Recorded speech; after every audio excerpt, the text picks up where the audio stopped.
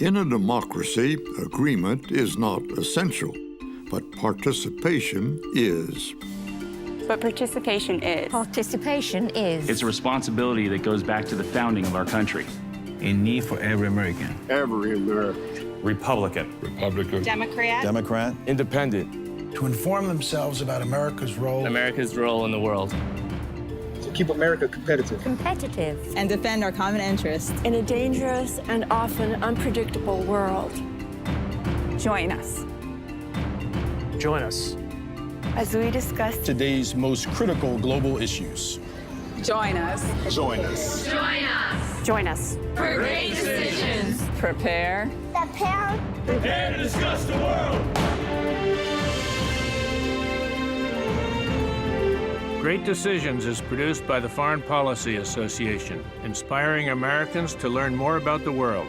Great Decisions is produced in association with the University of Delaware. Sponsorship of Great Decisions is provided by PricewaterhouseCoopers LLP, the AARP Office of International Affairs, and the European Commission.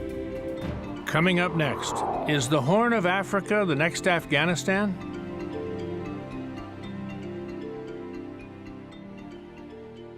Welcome to Great Decisions, where Americans make tough choices on U.S. foreign policy. I'm Ralph Begleiter.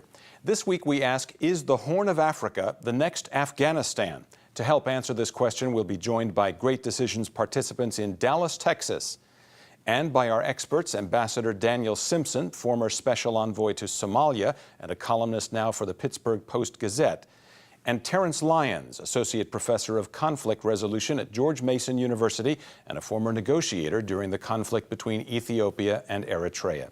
Thanks to both of you for being with us. Thanks for asking. Terrence, is the Horn of Africa the next Afghanistan for the U.S.? No, I don't think so, or it certainly does not need to be and shouldn't become. There's a surface resemblance in that both the Horn of Africa and Afghanistan have very weak states and protracted conflicts. But the conflicts in the Horn of Africa, I would suggest, ought to be understood in their regional context as conflicts in the Horn of Africa and not globalized, not to be seen as arenas in a global war on terror or some other global national security interest, because the drivers, the dynamics, the actors are predominantly regional and are more interested in each other and in very local goals rather than to defeat the United States on some broader political agenda. Is the control over whether the conflict is globalized or not in the hands of the United States? It is in part. I mean, there are other actors also trying to globalize it, including some actors affiliated with al-Qaeda who'd be very happy to see this become globalized. But the United States does have an important policy choice, I believe, in whether or not it treats conflicts in, say, Somalia, but also Ethiopia, Eritrea, elsewhere in the Horn of Africa, as we have to respond because this is an arena in a global struggle, or we can choose when it is we wish to respond, because in fact this is mostly a Horn of Africa problem. These conflicts are Horn of Africa problems, not global problems. Dan Simpson, what do you think? Is the Horn of Africa the next Afghanistan? I don't think so either. I agree with Terrence. Slightly different reasons, but first of all, the historical parallel doesn't hold. I mean, we went into Afghanistan because it had served as the base for the 9/11 attack on the United States. The Horn of Africa hasn't done anything like that, nor is it likely to. Secondly, I don't really think that U.S. interests are seriously engaged by what happens in the Horn of Africa. I think it's very much a sideshow for the United States. Thirdly, I think that what we have done there already, starting with about 1992, has been so abysmal in its impact on the region that it would be very, very wrong for us to spend more money, more lives, and more, what shall we call it, interventionist tactics to try to influence things there. So you think the U.S. should disengage a bit from the area? Yes, I do. And among other things, there was created in the last part of this decade a U.S. military base in Djibouti, which is a very small country that's part of the Horn of Africa, because a base was wanted by the Department of Defense for AFRICOM, which is to say the Africa Command. So this is a little bit a supply-driven effort on the part of the U.S. military. In other words, the base is there, so they have to do something. And of course, the Horn of Africa has been, in my view, the victim of this. And Terrence, if you also feel that this is basically a conflict that's constrained into the region, what's your view on whether the U.S. ought to remain engaged, step up its engagement, or perhaps disengage a bit? Yeah, I would phrase it slightly differently in that I don't think the choice is really engage or disengage. As a global power, the United States has interests, and I'll speak about that in just a second, but rather whether we engage diplomatically or through some other means. I would advocate engagement in the Horn of Africa, but insist that that engagement need not be military. There's lots of other ways that we can engage. And to disengage or to suggest that the U.S. doesn't have interests, I accept that they are not primary interests, but we do have interests in the Horn of Africa. We have humanitarian interests, which I don't think we need to apologize or say as if those are secondary interests. The American people look to their government to respond to people who are vulnerable, people who are in need. But even more narrowly, to think about strategic interests, when you have something like Somalia, a collapsed state, attendant to that, part of that process is the state becomes a focus for crime and terrorism and piracy and environmental degradation and all these other problems that the United States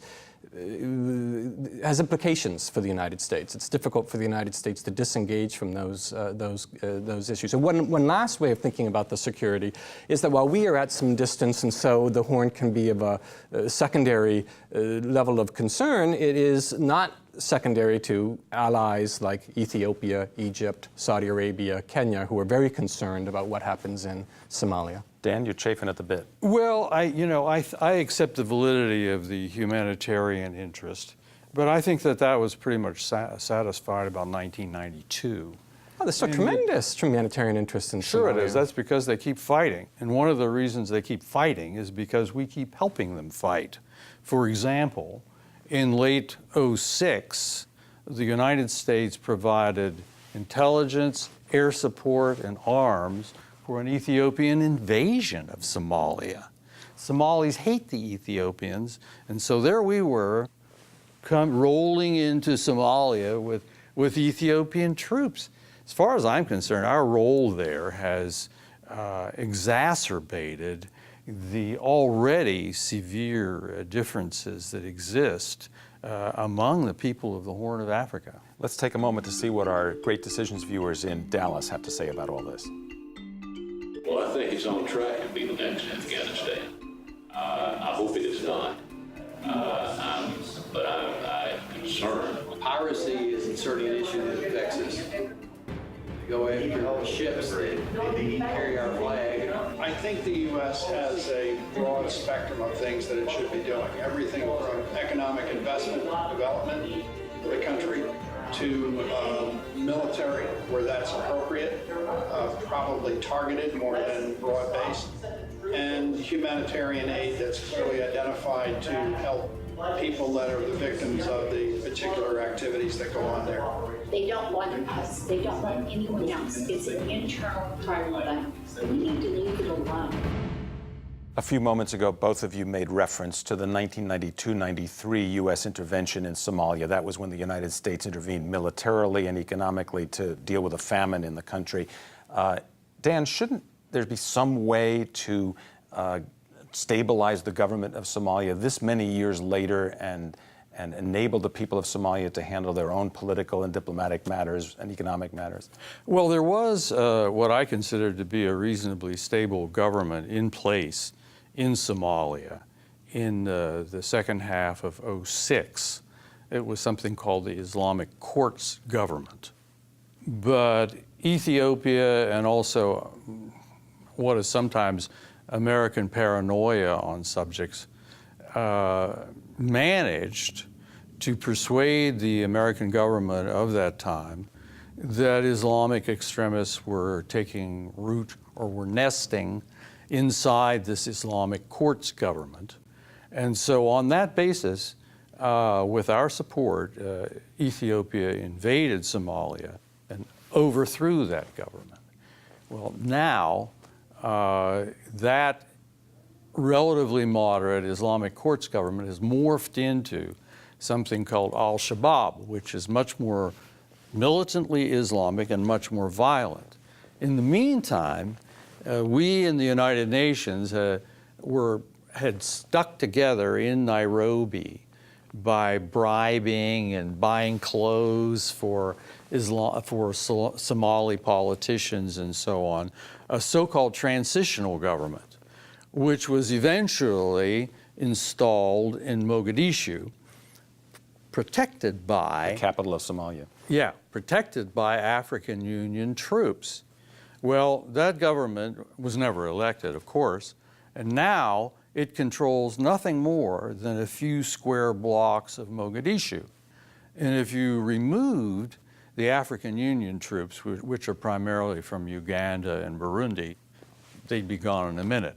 They might even be being driven out of their few square blocks as we talk. Terrence, what do you think about the stabilization of Somalia's government? Is it possible?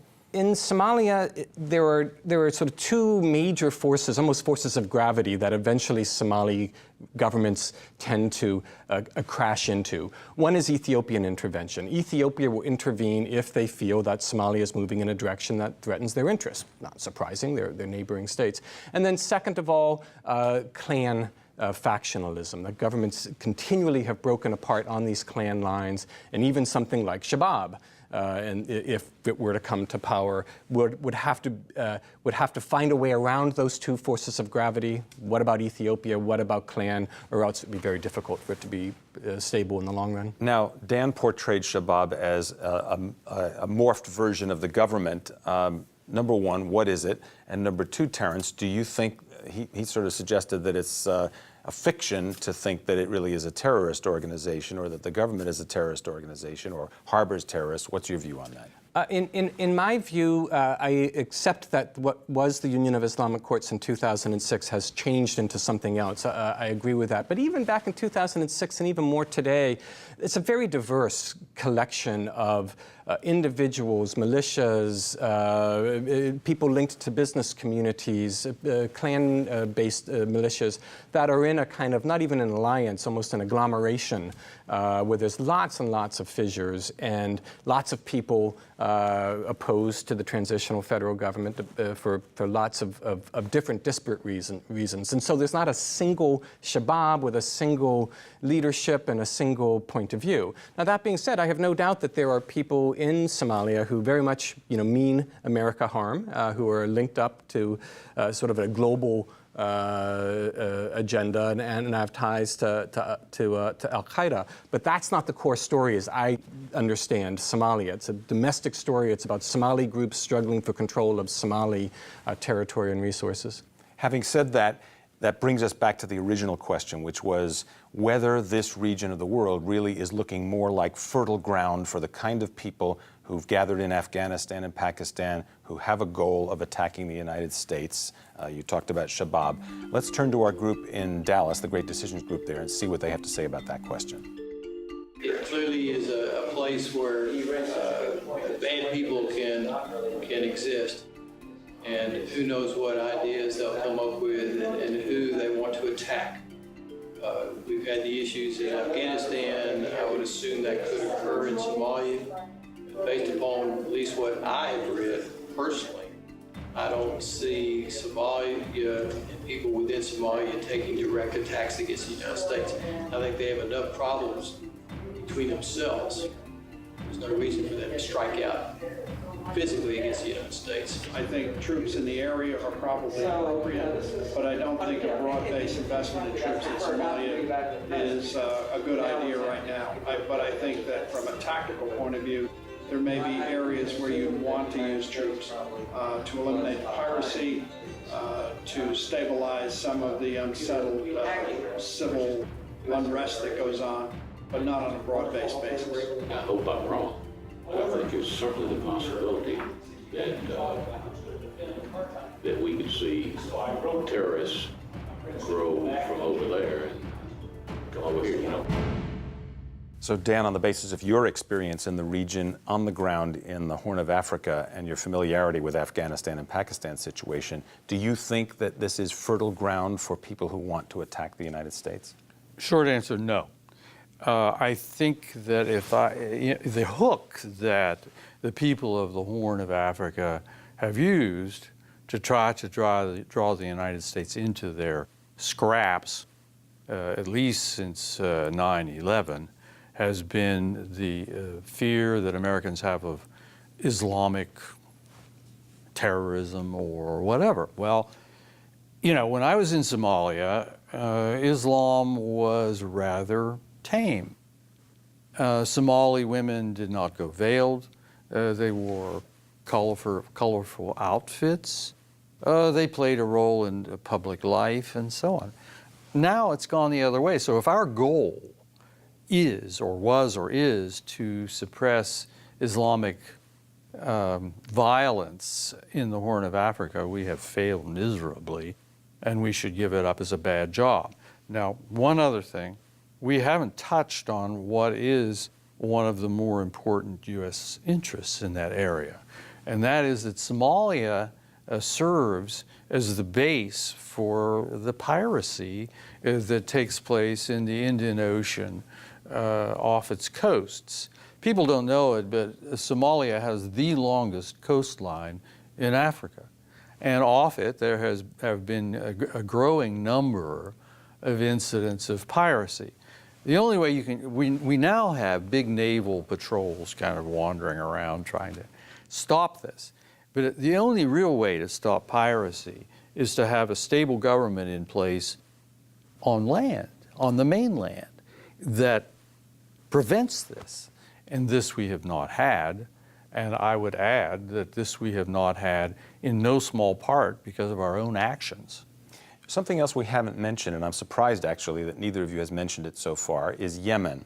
Now, Yemen's not on the Horn of Africa because it's not in Africa, but the flow of Islamists or militants or whatever you want to call them into the region is at the very least encouraged by what's going on in Yemen. And the United States, regardless of that, has nonetheless responded militarily in both Yemen and in the Horn of Africa. So my question to you both, and Terrence, let's go to you first. What role does that cross-water communication play in the American interest in the Horn of Africa? I mean, I do think that there are concerns in Washington that there are groups based in Yemen and in Somalia that are cooperating. The problem that Al-Qaeda has in organizing in Somalia is very similar to the problem that other people have in organizing in Somalia. It's a very divided, very fractious, very difficult terrain to work on. And in fact, past history shows that Al-Qaeda preferred to mobilize and organize in Mombasa and in Dar es Salaam and in places in Kenya where there's functioning states. To have a purely failed state makes it difficult not only for diplomats and humanitarian workers, but also for people who want to headquarter or base other types of enterprises. And so I don't think Somalia is the most likely place where this threat will come from. So it's not to deny that the threat's out there, but I wouldn't concentrate on Somalia. Either of you think that the United States will find itself militarily deployed in the Horn of Africa to a larger extent than it is now, sort of on the scale of Afghanistan and Pakistan? We're there already. We have a base, you know, a base with jet aircraft and a couple of thousand men. But not on the scale of Afghanistan and Pakistan, No, obviously. fortunately. Right. Terrence, what about the drone aircraft issue? The U.S. has used them in Yemen and used them in the Horn of Africa. How do you see that as in terms of engaging the U.S. or disengaging the U.S. in the region? Well, the overarching narrative of how efforts that we have undertaken to respond to perceived terrorist threats has in fact had the opposite effect of increasing anti-Americanism and making some groups more militant, making the ground more fertile for Shabab or Al-Qaeda, I think is true. And there is a particular aspect of drone aircraft. The Somalis believe that there are drone aircraft constantly overhead, and I don't even know if that's true, but it's part of this larger sense how the United States is responsible for everything. If something, they're not getting what they need, it's because the United States is somehow against them. And I think that's a problem. It is part of the winning hearts and minds, but if that becomes that's part of the globalization of the conflict that I think is so worrisome. If the Somalis are able to focus on the conflicts among themselves without seeing the United States as being the primary actor, then that's better for Somalia and it's better for the United States. Based on what you've all said, I think it's important for us to understand a little bit more about the conflicts involving Somalia, Eritrea, and Ethiopia. Let's ask our Great Decisions group in Dallas what they know about that. You know, I think we need to find ways to get people all over the world to work together to make this a better, safer place. I mean, that sounds a little bit Pollyanna-ish, but that's sort of what I happen to believe. The Somalians and the Ethiopians hate each other. There's tremendous dispute right now about where the borders are.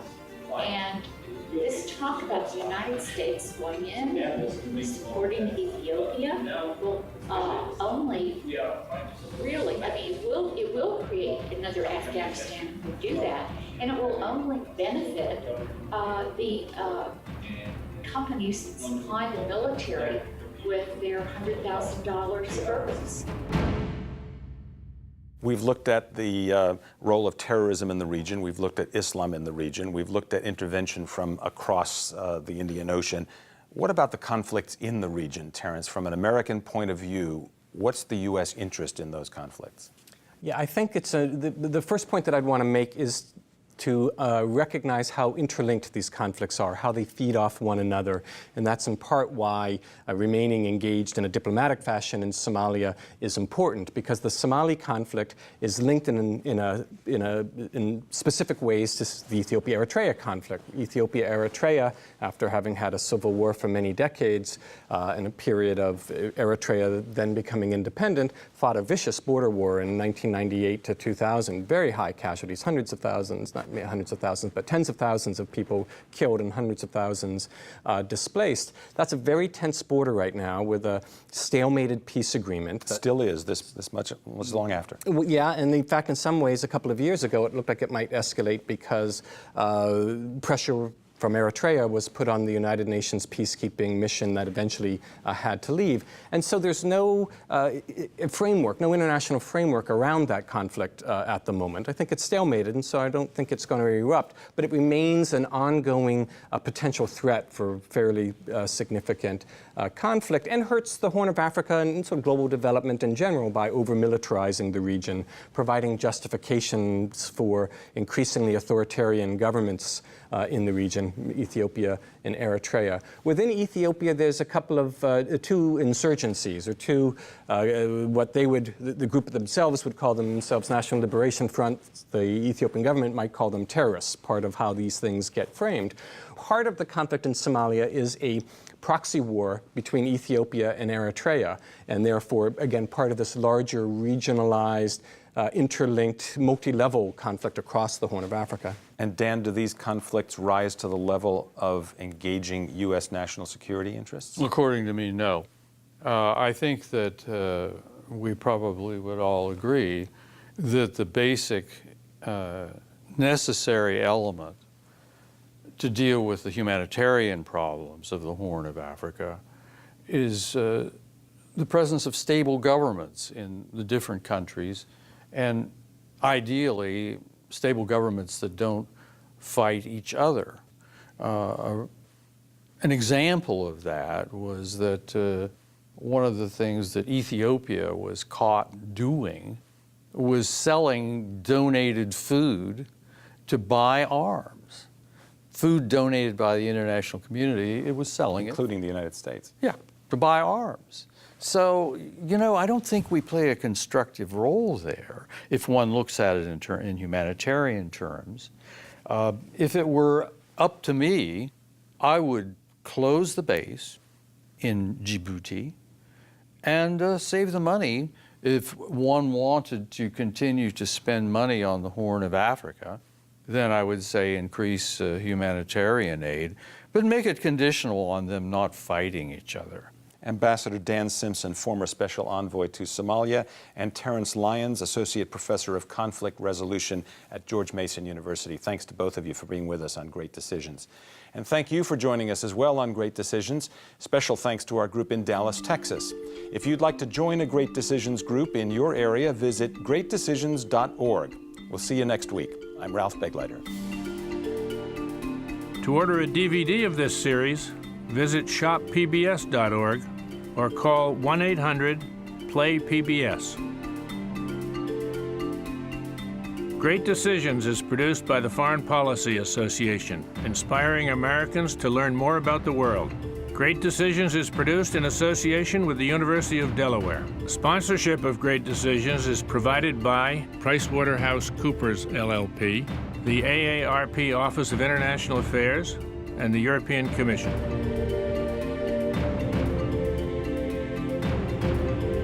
Next time on Great Decisions. As Americans try to dig out from the Great Recession, which began in 2008, there is broad agreement that financial institutions need to be better regulated. Since today's economy is global, many argue that a global response is needed. Should the U.S. take a leadership role in coordinating financial regulation worldwide, or focus attention on getting it right at home? Next time on Great Decisions.